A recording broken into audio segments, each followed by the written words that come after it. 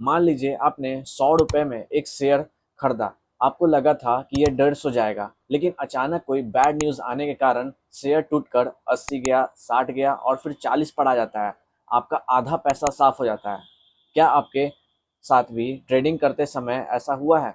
Stock market में नए traders सबसे बड़ी गलती यह करते हैं कि वह स्टॉक खरीदना तो जानते हैं, लेकिन नुकसान कब और कहाँ रोकना है यह नहीं जानते। जैसे कार में एक्सीडेंट से बचने के लिए सीट बेल्ट होती है, वैसे ही स्टॉक मार्केट में आपके पोर्टफोलियो बर्बाद होने से बचाने के लिए स्टॉप लॉस होता है। आज की इस वीडियो में हम समझेंगे कि स्टॉप लॉस क्या होता है, यह काम कैसे करती है, स्टॉप लॉस के टाइप्स और सबसे ज़रूरी, ज़्यादातर लोग स्टॉप लॉस लगाने में क्या 3 बड़ी गलती करते हैं।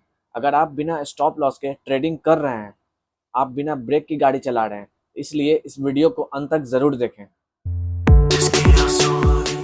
अब जानते हैं कि एसएल क्या होता है, यह काम कैसे करता है। इसे इजी लैंग्वेज में समझे। एसएल आपके ब्रोकर का दिया गया एक एडवांस ऑर्डर होता है, जिसमें आप यह तय करते हैं कि आप किसी शेयर में कितना नुकसान सह सकते हैं। इसे एग्जांपल से समझे।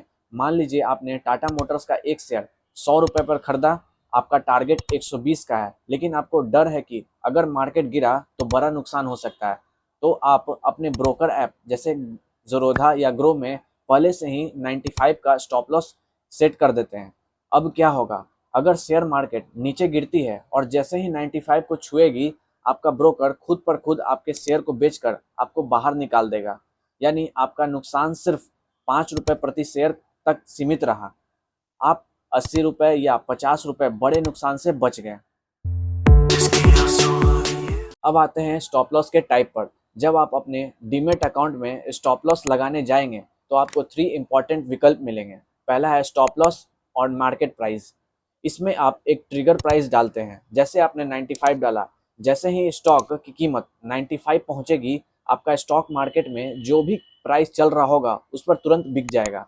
दूसरा है स्टॉप लॉस लिमिट प्राइस। इसमें आप 2 प्राइस डालते हैं, एक एक होता है ट्रिगर प्राइस, एक होता है लिमिट प्राइस। ट्रिगर प्राइस आपने 95 डाला और लिमिट प्राइस डाला 94.50। इसका मतलब है कि स्टॉक 95 से 94.50 के बीच ही बिकेगा। इसके लिए इम्पॉर्टेंट बात है, अगर मार्केट बहुत तेजी से क्रैश हुआ तो कभी कभी लिमिट ऑर्डर स्किप हो जाता है। अब आते हैं ट्रेलिंग स्टॉप लॉस पे। ट्रेलिंग स्टॉप लॉस आपके फायदे के लिए अच्छा है।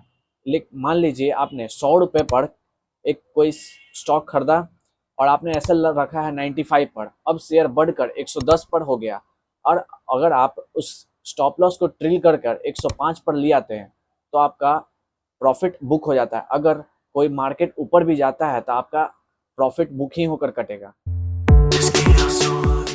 अब बात करते हैं उन 3 गलतियों की जो 90% न्यू ट्रेडर्स करते हैं। पहला, एसएल को मन में मानना। बहुत से लोग कहते हैं कि मैं मन में 95 का एसएल मान लेता हूँ, जब आएगा तो मैं बेच दूंगा। दोस्तों, मार्केट अगर तेजी से गिरता है तो डर के मारे इंसान बटन नहीं दबा पाता। इसलिए एसएल हमेशा सिस्टम पर लगा कर रखें। दूसरी गलती, एसएल को ज़्यादा पास रखना। अगर आपने शेयर का दाम 100 रुपये पर खरीदा और आपने एसएल लगा रखा है 99, तो मार्केट छोटे मोटे मूव में भी आएगा तो आपका एसएल तुरंत हिट हो जाएगा, जिससे आपका ट्रेड से बाहर हो जाओगे।